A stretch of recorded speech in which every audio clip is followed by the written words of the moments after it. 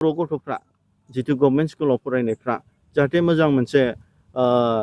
माने advance education सिस्टेमखौ मोननो हायो आरो जोङो दिनै गभर्नमेन्टखौबो बारे बारे जों रिक्वेस्ट खालामबाय थादों आरो फैबाय थानाय समाव जों जितु बनसुआ मोनसे टटेल रिभलिउसननि मोनसे आयदाखौ जों लादों जितु एग्रिकालचार सेक्टरावनो जाथों जितु स्पर्ट्स दामनाय देनाय कालचार सेक्टरावनो जाथों आरो मोनफ्रोमबो जितु माने बिथिङावहाय जौगानाय बर' हारिया बोरै गेरेमसा हारि जानो हागोन बेनि सायाव जों सिन्था धारना जों खालामबाय दिनै 16 मे बियो चिरां जिल्ला बर' माहारि फरायसा आफादनि जि जोनोम सान थांनाय 2022 नि 16 मे खालार खालि चिरां जिल्ला बर' माहारि फरायसा आफादखौ बिजनियावहाय दाफुंनाय जादोंमोन आरो दिनै बे जोनोम सानखौ जोङो काजलगावआवहायनो खुंफुंनाय जाबाय आरो बेयावहाय जोंहा चिरां जिल्लानि मानगोनां आफादगिरि गाहाय नेहाथारि आरो जोंहा मेरुनि गाहाय नेहाथारिजों लोगोसे दैदेनगिरि बिथांमोन सौफैनो हादों आरो जों बे 4 बोसोराव जे जोंहा बर' माहारि फरायसा आफादा गोदान भाबै जोंनि दैदेनगिरि बिथांमोनहा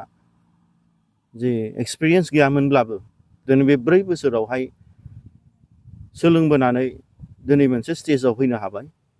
आरो जों बर' माहारि फरायसा आफादा बे 4 बोसोरावहाय जोङो जोंनि नाजानायजों आरो प्लास जोंनि बे बनसुनि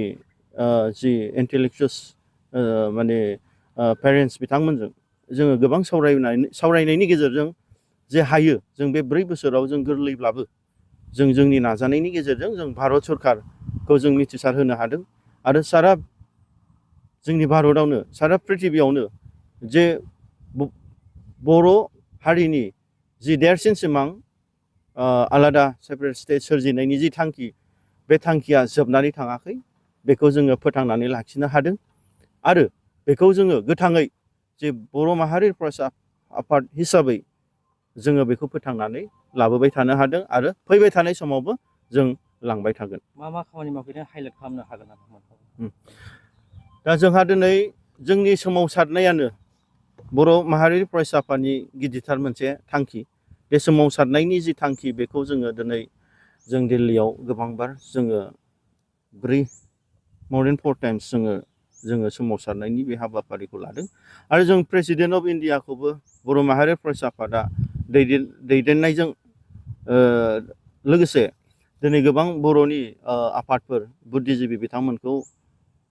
जेरै जोंहा बारग' MP सानसुमा खुंगुर बसुमतारी आरो बर' राइटार्स एकाडेमिनि दैदेनगिरि बिथांमोन आरो बड'लेण्ड जनजाति सुरक्षा मन्चनि दैदेनगिरि बिथांमोन आरो एक्स भलन्टियार स्पर्ट्स आरो एक्स BLT एक्स NDB बिथांमोनखौ लानानै बनसुआ दिनै प्रेसिडेन्ट अफ इन्डियाखौ लोगो हमनो हादों आरो बेजों लोगोसे दे जोंनि बर'फोरनि सिमाङा आलादा सेपारेट स्टेटआ दासिमबो बर'फोरनि बिखायाव दाबो दिनै थांनानै दं आरो बेखौ ग्रेटार पलिटिकेल सलिउसनखौ जोंनो बर'फोरनो होनांगौ जों बेखौ बिथांनो जों फोरमायदों आरो बेजों लोगोसे बे बर'फोरनि जि सिमां बे सिमाङा फिसा फिसा मोनसे काउन्सिल नङामोन दा बे जोंनि आलादा रायजोनि थाखायनो बर'फ्रा more than 5,000निबो बारा दिनै सेक्रिफाइस खालामबाय मुंख्लं जानांबाय गतिके जोंनि लं स्टेन्डिं डिमान्ड जे पलिटिकेल सलिउसन टु द बर'स बेखौहाय दिनै प्रेसिडेन्ट अफ इन्डियाखौ जों थाबैनो बानायनो थाखाय बनसुनि दैदेननायाव जोङो खावलायहैनाय जादों दिल्लीयाव आरो बेजों लोगोसे जोंहा दिनै गोबां मिनिस्टार्सफोर दं दिनै दिल्लीयावहाय बिथांमोनखौबो जोङो दिनै खावलायहैदों आरो बेजों लोगोसे गोबां नर्थ इस्टनि चिफ मिनिस्टार्स बिथांमोन जाय सा सानजा भारतनि ट्राइबेलनि चिफ मिनिस्टार बिथांमोनखौबो जोङो जोंनि बनसुनि जे सोमावसारनाय थांखिखौ जाफुंसार होनो थाखाय बर' हारिनि ग्रेटार इन्टारेस्टनि थाखाय दिनै सापर्ट होनो थाखाय जों बिथांमोनखौबो जों डिप्ल'मेटिकेलि जों गोबां लोगो हमदों आरो बेजों लोगोसे जोंहा भारतआवहाय गोबां स्मलार स्टेट फिसा फिसा रायजो बिग्रा बिथांमोन दं बिथांमोननि स्टुडेन्टस लिडार्सफोरजों लोगोसे बिथांमोननि पलिटिकेल लिडार्स बिथांमोनजों जों जयैनो सावरायनानै जों गोबांबार जोङो माखासे मेम'रेन्डामजों लोगोसे गोबां जोङो दिल्लीयावहाय मिनिस्टार्सफोरखौ लोगो हमनो मोन्दों आरो बेयावहाय जोंनि बे स्मलार स्टेटनि डिमान्ड कमिटि जेनेबा जेरै जोंहा मनीष तामां बिथां दिल्लीयावबो जों बिथांखौ लोगो हमदों जिहेतु बनसुआ गोदानब्लाबो जिहेतु स्मलार स्टेटनि माबाया डिमान्ड बर'फोरनिया बे बनसुनि आखायावल'सै गतिके जोङो बिथांमोनजों लोगो नांनानै ज' खामानि मावनायनि जि पलिसि बेखौबो जों बिथांजों रायलायदों आरो बेजों लोगोसे जों रिसेन्टलि दार्जिलिंआव थांनानै जोंहा दिनै सन्जय तुलुं बिथां जाय माने चिफ कनभेनर जोंना गोरखालेण्ड डिमान्ड कमिटि बिथांखौबो जों लोगो हमदों आरो फिउचार प्लानावहाय जों बेसेबां स्मलार स्टेट फिसा फिसा रायजो बिग्रा बिथांमोन दं बिथांमोनजों ज' जानानै जों खौसेयैनो जिहेतु माने स्मलार स्टेटनि जि डिमान्ड बेखौ जोङो स्ट्रंगार हिसाबै माने गोरासिन हिसाबै लांनो थाखाय जों सावरायबाय थादों आरो बेजों लोगोसे जों आसामावबो जे जोंहा दिनै आलादा रायजोखौ बिनो थाखाय जों बहुतबार जोङो धरनाबो होबाय आरो माखासे समावहाय थांनाय प्रिभियास गभर्नमेन्ट 2005आवहाय जोंना मानगोनां प्रमद बर' बिथांनि दैदेननायाव जोंनि जि धरना डिमान्ड बेखौ बिथांमोना पुलिस प्रसेसननि गेजेरजों दिनै खालायहोआखै थेवब्लाबो जों जुजिदों नाजादों आरो बियो जोंनि थाखाय ग्रेटार मोनसे एक्सपिरियेन्स जादों दे सारा माबायावहायनो भारतआवनो मिथिनो मोन्दों दे जोङो साक्सेसफुल नङाब्लाबो जिहेतु डिमान्डआ दं नारा नाथा जालायनाय आरो दिल्ली बादियावथ' जोङो जेलावबो जोबजादों बेफोर मोनसे जारिमिनारि मोनसे जोंनि थाखाय एक्सपिरियेन्स दा जोंनि बनसुआ सोमावसारनायजों लोगोसे गोबां ससियेल माखासे इस्युसफोरखौबो जों लाबोबाय थादों आरो बेजों लोगोसे जोङो एजुकेसन आपलिपमेन्टनि थाखायबो दा जों मावगासिनो जाहाथे माने इन कलाबरेसन विथ NGOs एबा इन कलाबरेसन विथ माने मिनिस्टार्सफोरजों जाहाथे जोंनि बर' गथ'फ्रा जितु गभर्नमेन्ट स्कुलाव फरायनायफ्रा जाहाथे मोजां मोनसे माने एडभान्स एजुकेसन सिस्टेमखौ मोननो हायो आरो जोङो दिनै गभर्नमेन्टखौबो बारे बारे जों रिक्वेस्ट खालामबाय थादों आरो फैबाय थानाय समाव जों जितु बनसुआ मोनसे टटेल रिभलिउसननि मोनसे आयदाखौ जों लादों जितु एग्रिकालचार सेक्टरावनो जाथों जितु स्पर्ट्स दामनाय देनाय कालचार सेक्टरावनो जाथों आरो मोनफ्रोमबो जितु माने बिथिङावहाय जौगानाय बर' हारिया बोरै गेरेमसा हारि जानो हागोन बेनि सायाव जों सिन्था धारना जों खालामबाय थादों नाथायबा जों नुनो मोनदों नोंथांमोननिफ्राय गावनानै थांनाय मोनसे हान्जाया जाहाथे ब्रिटेन इस्लारिन दैदेननाया माखासे हाग्रा रैखाथिनि थाखाय दंफां लाइफां गायनायखौ जोङो बे समाव नुनो मोनबाय थादों मा बुङो बेनि सायाव जोङो आं रिपर्टखौ मोनदों आंनो पुलिस प्रशासननिफ्रायबो रिपर्टखौ हरबाय थादों जिहेतु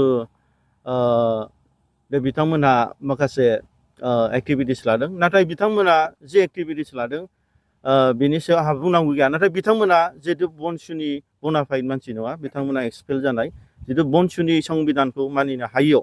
बिथांमोनखौ जोङो एक्सपेल खालामनाय जादों आरो बेवहाय गोबां इन्टेलेक्सुयेल्सफोरनिफ्राय आरो पाब्लिक कमप्लेन जोंनाव फैदों माने बनसु होनोब्ला जों फाउन्डार हिसाबै रनजित मन्जिलनि जि बनसु दैदेननाय बिथांमोना बेखौ